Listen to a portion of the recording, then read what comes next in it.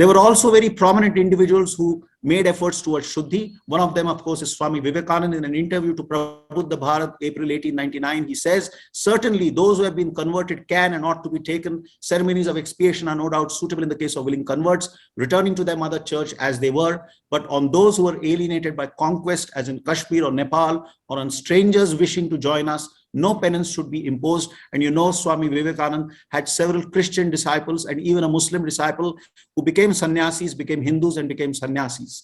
But Shuddhi, it might surprise you, was one of the original aim of the Ramakrishna Mutt.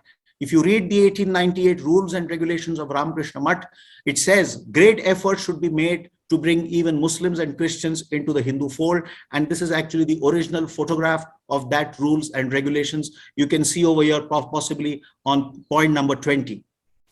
The other important person in Maharashtra on an individual basis was Gajanan Bhaskar Vaidya. I'm afraid the photograph is not very good, but that's all I can present to you. In 1917, he started the Hindu Missionary Society in Mumbai.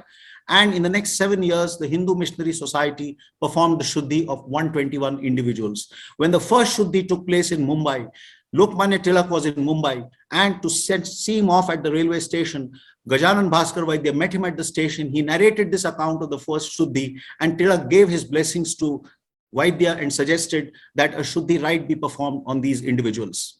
The Savarkar brothers are the prominent people who also not only propagated Shuddhi, but actually performed Shuddhi. And in the most trying conditions, you read his My Transportation for Life. There's a whole chapter on how they performed. The Savarkar brothers, the elder brother, Ganesh Damodar, the more famous Vinayak Damodar, how they performed Shuddhi on the Hindu prisoners in the cellular jail who were made Muslims by force or fraud. So they performed Shuddhi in the cellular jail, but even after they were released, they were active in the field of Shuddhi, not just in the speeches and writings, but actually they personally performed Shuddhi.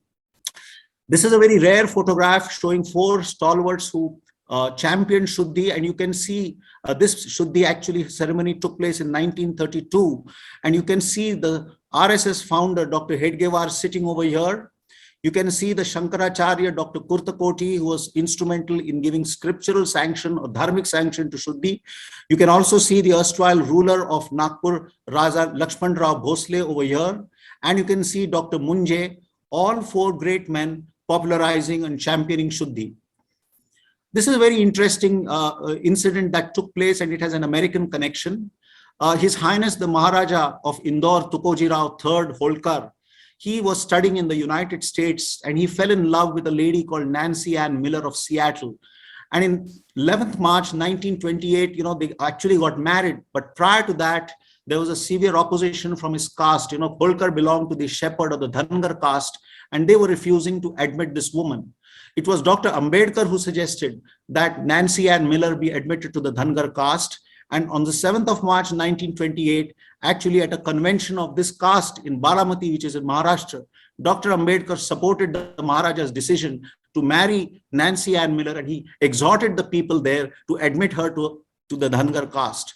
So the Shuddhi of Miss Miller was performed. It was possible through the efforts of Dr. Munje, the Shankaracharya, Dr. Kurtakoti, whom I showed you in the previous slide, the Savarkar brothers, and Dr. Ambedkar. So all great men coming together, and this is how the Shuddhi of Nancy Ann Miller was performed.